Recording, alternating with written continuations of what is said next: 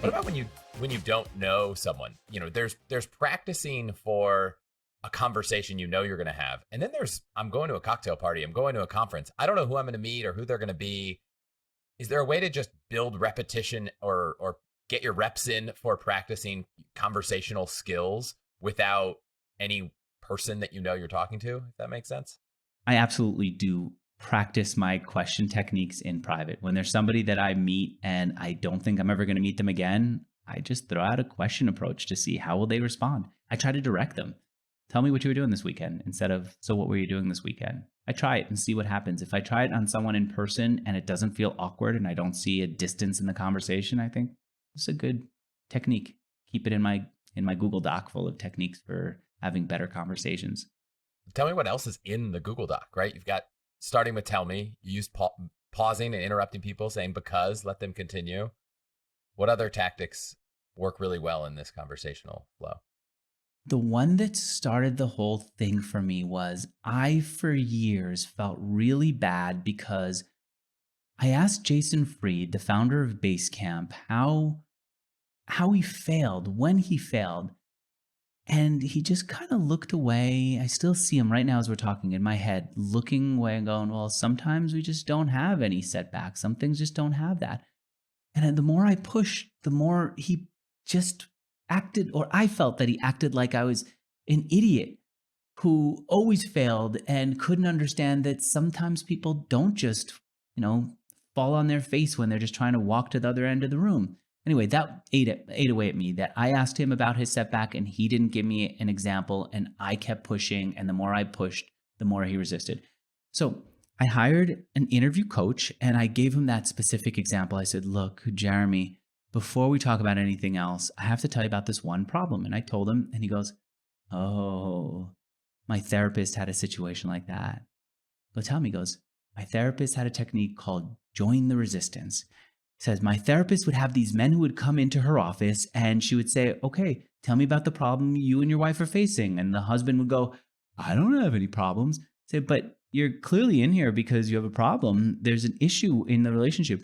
It's not me, it's her. I don't have any problem. He goes, then what are we doing here? I don't know. She made me come. And the more the therapist pushed, the more the person put up a resistance and then sidestepped the whole problem. So Jeremy's therapist said she decided to join the resistance. If she said, tell me about the problem you and your wife are having, and the person said, I'm not having any problem, he would say, oh, must be good. You know what? All I hear that people have problems. It must be good for you to just have an easygoing life without any problems. Congratulations. And then the person would go, easy? All she does is she keeps complaining to me, and I don't know when we could spend time together because my work is now taking up a whole lot of time, and I've never had to work this many hours, let alone this late in my career. And now they were off on a conversation that mattered.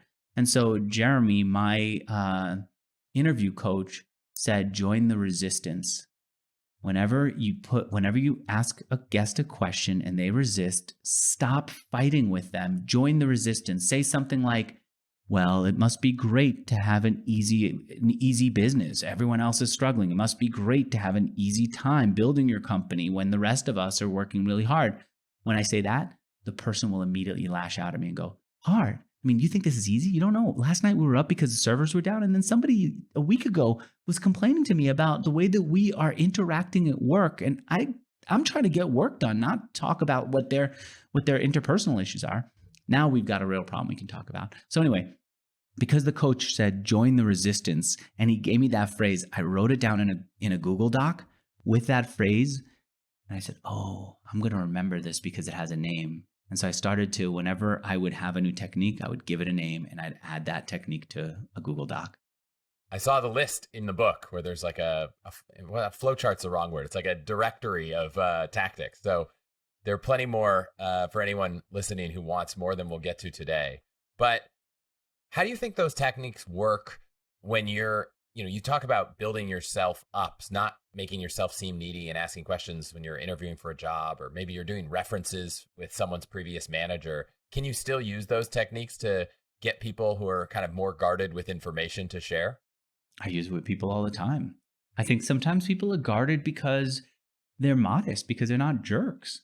So one technique that I had, I shared this when I used to in San Francisco have entrepreneurs come over for scotch at my office, and they would just ask me all these questions. And someone would say, "How do you get people to give you their numbers?" And I said, "Well, what I do is I give them a dramatic lowball." I said, "What do you mean dramatic lowball?" I said, "I had this woman on, she wouldn't give me her revenue number, so I said to her, and I knew that it was at least 10 million. I said to her, do you think you'll hit a million soon? She goes, a million? We're doing at least 10, 20 times that. We're not trying to reach a million. Anyway, I said that at Scotch night, and the guy goes, oh, that's such a good technique. If you go dramatic lowball, people feel insulted enough that they have to come back at you. Anyway, we started talking about other things. And when we're at Scotch night at my office, we're tasting different scotches, talking about what we're into. And then at one point we got into running, and the guy said, so how much do you run? I said, yeah, I run as much as I can here and there. And the guy goes, Andrew, do you think you'll get to run a marathon sometime? Maybe. And I go, a marathon sometime? I run more marathons than I can count. Literally, there was one time in Washington, D.C., my wife left me at the top of Rock Creek Park, and I just ran all the way down. That was over 30 miles. And there was no other way for me to get home except to run back to the house. So a marathon is nothing for me. And then he was smiling, and others around the scotch table were smiling too. And I couldn't understand why they were laughing at me. At first, I thought maybe they were laughing at me because that's not that much to run. And then I realized he used dramatic low ball on me. And so this works everywhere. Yes, it works in interviews. Yes, it works in private conversations. It absolutely does.